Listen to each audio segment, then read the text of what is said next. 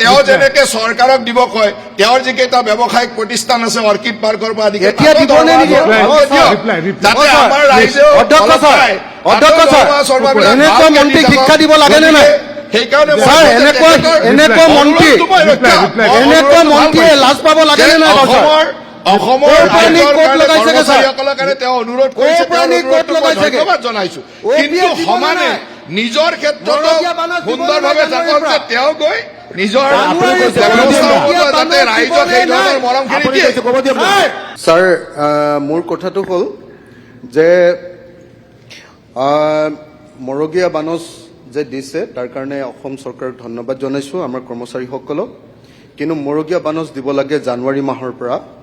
গতিকে অসমৰ সকলো কৰ্মচাৰী মৰগীয়া বানচ জানুৱাৰী মাহৰ পৰা দিব লাগে বুলি মই আমাৰ ৰাইজৰ দলৰ তৰফৰ পৰা প্ৰস্তাৱ দিছোঁ। আৰু মই আশা কৰোঁ যে আমাৰ সকলো বিৰোধী দলেও ছাপোৰ্ট আছেনে নাই বাৰু বিৰোধী দলৰ সকলোৰে? জানুৱাৰী মাহৰ পৰা দিব লাগে। আৰু লগতে মই ভাবোঁ যে শাসক দলেও ছাপোৰ্ট দিব লাগে। মোৰ প্ৰশ্নটো হ'ল যে মৰগীয়া বানচ, ছাৰ শেষ কৰি হয়, মৰগীয়া বানচ জানুৱাৰী মাহৰ পৰা দিবৰ কাৰণে কৰ্মচাৰীসকলে বহুত কষ্ট কৰে, তেওঁলোকক দিবৰ কাৰণে ব্যৱস্থা ল'ব লাগে।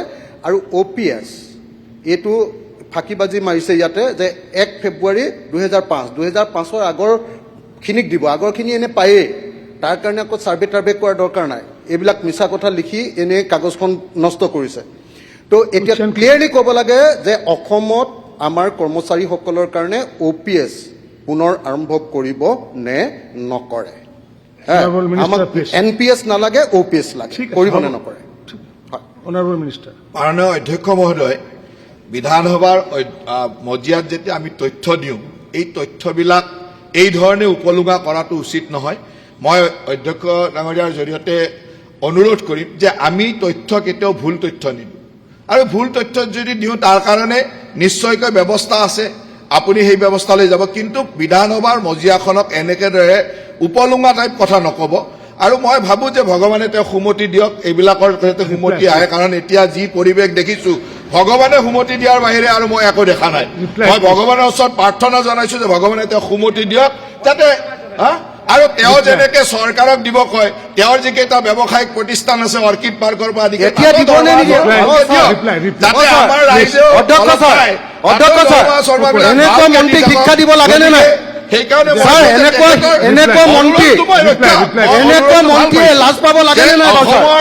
অসমৰ কৰ্মচাৰীসকলৰ কাৰণে তেওঁ অনুৰোধ কৰিছে, ধন্যবাদ জনাইছো।